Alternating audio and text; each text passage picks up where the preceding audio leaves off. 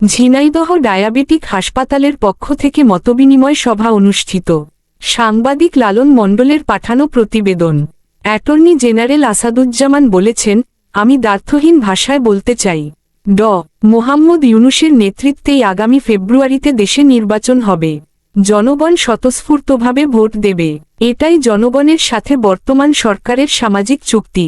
তিনি বলেন, নির্বাচনকে সামনে রেখে যত বাধাই আসুক জনগণ তা প্রতিহত করবে। এটাই জুলাই গণ অভ্যুত্থানের মাধ্যমে নতুন সরকারের বৈধতা, এবং এটিই জনগণের সাথে সরকারের সামাজিক চুক্তি। বুধবার ১ অক্টোবর দুপুরে ঝিনাইদহ ডায়াবেটিক সমিতি আয়োজিত এক মতবিনিময় সভায় প্রধান অতিথির বক্তব্যে তিনি এসব কথা বলেন।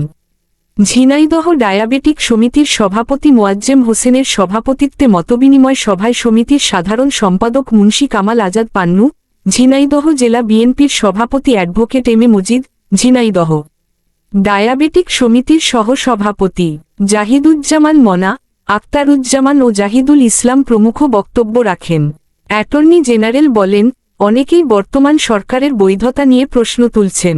তাদেরকে বলতে চাই, ২০০৯ সাল থেকে লাখ লাখ মানুষ রাজনৈতিক হামলা মামলার শিকার হয়েছেন। শত শত মানুষ গুম হয়েছেন, বিচারবহির্ভূত হত্যার শিকার হয়েছেন। ফ্যাসিবাদী হাসিনা সরকারের বিদায় সাংবিধানিক সকল পথ যখন বন্ধ হয়ে গিয়েছিল, তখন দেশের ছাত্র জনতা জুলাই বিপ্লবের মাধ্যমে হাসিনাকে দেশ ছেড়ে পালিয়ে যেতে বাধ্য করেছে। ছাত্র জনতার এই বিজয় দেশে গণতান্ত্রিক উত্তরণের পথ উন্মুক্ত করেছে।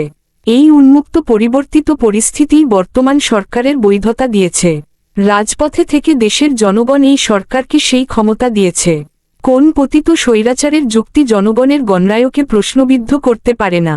অ্যাটর্নি জেনারেল বলেন, পৃথিবীর যত সভ্যতা আছে, সকল সভ্যতার পেছনে জনগণের আন্দোলন রয়েছে এবং সেই আন্দোলনের মাধ্যমে যেসব সরকার অতীতে গঠিত হয়েছে, তাদের বৈধতা দিয়েছে সে দেশের জনগণ।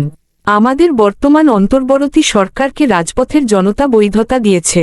যারা দেশের মানুষকে জিম্মি করে রেখেছিল, তারা আগামী নির্বাচন বানচালে নানা ষড়যন্ত্র শুরু করেছে। তিনি বলেন, বাংলাদেশের ইতিহাস সমাজ ববলের ইতিহাস, মানুষের সভ্যতার ইতিহাস। মানুষ যখন বন্যপ্রাণীর মতো বসবাস করত, হিংস্র ছিল, আত্মকেন্দ্রিক ছিল, তখন মানুষ সমাজবদ্ধ হয়ে সভ্যতার দিকে ধাবিত হয়েছে। এভাবে ধাবিত হতে হতে মানুষ তাদের শাসক নির্বাচিত করেছে। আর এই মনোনীত সাংবিধানিক আইন হল ৬২২ খ্রিস্টাব্দে মদিনা সনদ। আল্লাহর রাসূল হযরত মুহাম্মদ সাল্লাল্লাহু আলাইহি ওয়াসাল্লাম বিভেদপূর্ণ জনগোষ্ঠীকে এক কাতারে দাঁড় করিয়ে মদিনা সনদে স্বাক্ষর করেছিলেন। সুতরাং এটি একটি সামাজিক চুক্তি, রাজনৈতিক চুক্তি।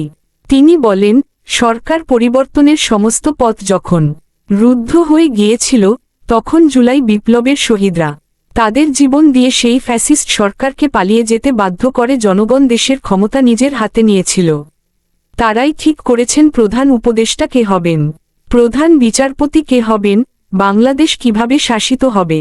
তিনি বলেন, বাংলাদেশের গণতন্ত্রের পথে বাধা হয়ে দাঁড়াতে এসে যদি কোন খুনি গোষ্ঠী সামনে চলে আসে তবে বাংলাদেশের জনগণ তার সমুচিত জবাব দেবে আইনসঙ্গতভাবে। তিনি বলেন, আমরা হাসিনার বিচার করতে আসিনি, মানবতা বিরোধী অপরাধের বিচার করতে এসেছি। যে অপরাধের মধ্যে আছে ৫ বছরের শিশুকে হত্যা করা হয়েছে গুলি করে, যে যুবকদের ছাত্র পানি দিচ্ছিল তাকে গুলিবিদ্ধ করে মারা হয়েছে, রাজপথে দাঁড়িয়ে বৈষম্যের বিরুদ্ধে কথা বলতে গিয়ে আবু সাইদ আত্মাহুতি দিয়েছে, সেই হত্যাকাণ্ডের বিচার করতে শেখ হাসিনার নাম উঠে এসেছে। তাই বিনা বিচারে কাউকে ছাড়া হবে না। সুতরাং যারা বিভেদ তৈরি করার জন্য বলছেন তাদের উদ্দেশ্যে বলতে চাই ২৪ এবং ৭১ একই সূত্রে কথা। যারা আমাদের কাছ থেকে হারিয়ে গেছেন, যারা পঙ্গুত্ব বরণ করেছেন, যারা সর্বস্ব হারিয়েছেন, এই বাংলাদেশ বিনির্মাণের ভূমিকা রেখেছেন এবং তাদের সবার ভূমিকাকেই আমরা শ্রদ্ধার সাথে স্মরণ করতে চাই। আগামীর বাংলাদেশ হবে গণতান্ত্রিক বাংলাদেশ। আগামী বাংলাদেশ হবে আইনের শাসনের বাংলাদেশ, যাতে আর কোন মা বোনকে রাতের পর রাত তার স্বজন ফেরার প্রতীক্ষায় থাকতে না হয়। সভায় অ্যাটর্নি জেনারেল ঝিনাইদহ ডায়াবেটিস সমিতির উন্নয়নে সার্বিক সহযোগিতার আশ্বাসও দেন। সভায় ঝিনাইদহ জেলা বিএনপির সভাপতি এম এ মজিদ বলেন, আগামী সংসদ নির্বাচনে অ্যাড আসাদুজ্জামান শৈলকুপা আসনের একক প্রার্থী তিনি সহ আমরা জনগণের ভোটে নির্বাচিত হলে ঝিনাইদহের উন্নয়নে একসাথে কাজ করে যাব। সভাপতি জনাব মোয়াজ্জেম হোসেন সহ বিভিন্ন স্তরের নেতৃবৃন্দ, সামনে উপবিষ্ট ডায়াবেটিস সমিতির সদস্যবৃন্দ, ঝিনাইদহ আসনের ভোটারবৃন্দ, সাংবাদিকবৃন্দ, সুধীবৃন্দ, আমার শৈলকুপা থেকে আগত শৈলকুপার ভোটারবৃন্দ, সবাইকে শুভেচ্ছা জানাচ্ছি। আজকে বক্তৃতা দেওয়ার শুরুতেই গভীর শ্রদ্ধার সাথে স্মরণ করছি এই ঝিনাইদহ ডায়াবেটিস সমিতি প্রতিষ্ঠায় যিনি প্রত্যক্ষভাবে ভূমিকা রেখেছেন, সেই প্রত্যেকটি সদস্যের মধ্যে প্রধানতম সদস্য, ঝিনাইদহের উন্নয়নের রূপকার, আমাদের প্রিয় নেতা